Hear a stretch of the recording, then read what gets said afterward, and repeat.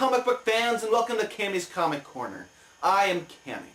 Now, I'm putting out a spoiler warning. There are spoilers abound in this episode, so look at the item description, see what books I'm reviewing this week. If you haven't read any of those, then don't even watch it.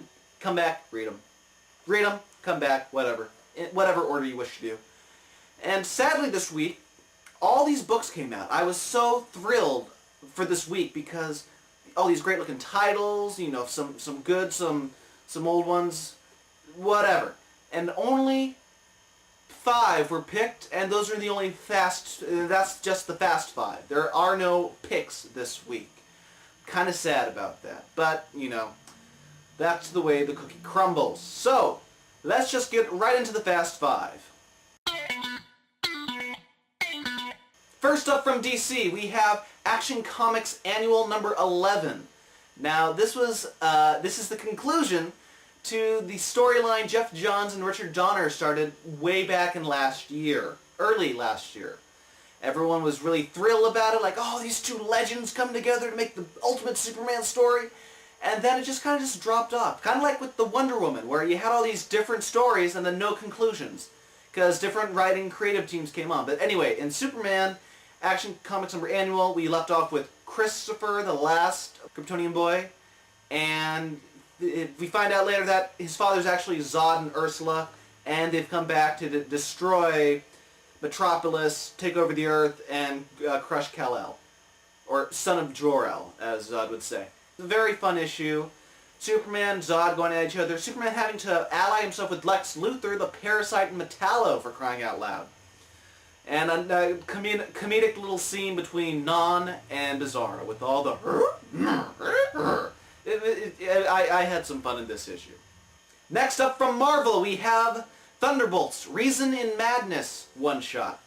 Now, if you're not familiar with the Thunderbolts, they're pretty much the Suicide Squad of the Marvel Universe. And this issue, or this one-shot rather, focuses around Venom and Norman Osborn.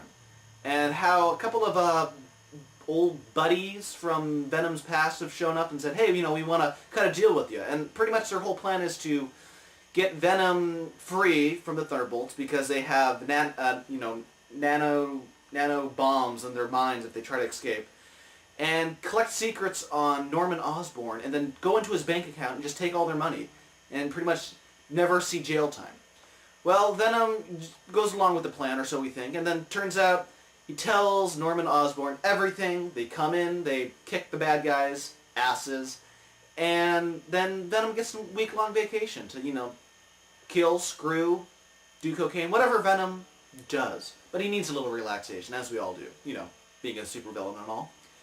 Next up, from Dynamite Entertainment, we have The Boys number 18. Now, in this issue, it's pretty much a blast from the past as a zombified Blarney Cox that Huey killed. That Huey killed in the first arc. He's come back from the dead. He wants his hamster. That I won't go into the reasons why he wants his hamster. You just got to go read that first arc, and Huey has to pretty much keep him from getting his hamster, but that's not the meat and bones of the story. The meat and bones of the story is Huey apologizing for killing him, because he didn't know that he would kill him, because he didn't know the drugs that he was on enhanced his strength to kill him.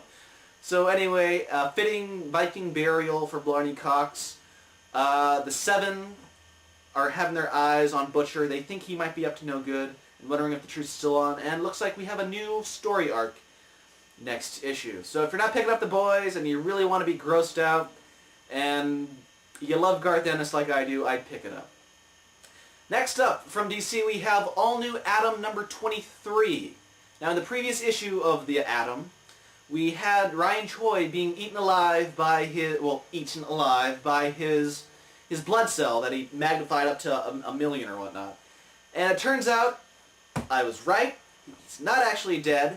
But no, Ryan Choi was pretty much transported, like everyone else who was eaten by the blood cell, into a smaller universe within the blood cell, where time goes by much, much faster than it did in our real time. He finds Panda, even though Panda's been eaten for 9 hours. He's been there for years, like literally 9 to 10 years, something crazy like that. And people keep on reappearing when they were sucked up every few months. And now it comes to Ryan.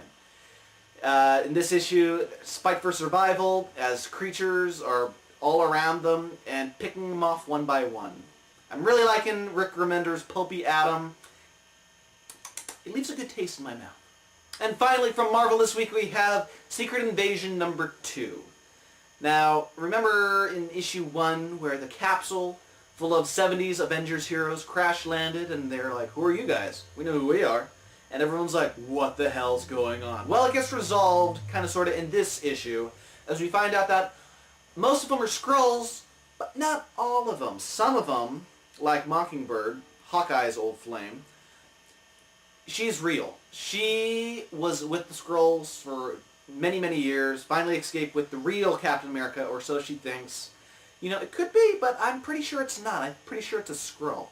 And in this issue, Clint Barton and his old flame reunite. And it's just a aw moment. But the main reason I picked this issue was you got to see Hawkeye against Hawkeye, and Clint takes his bow off the other Hawkeye and then just starts sniping from far away.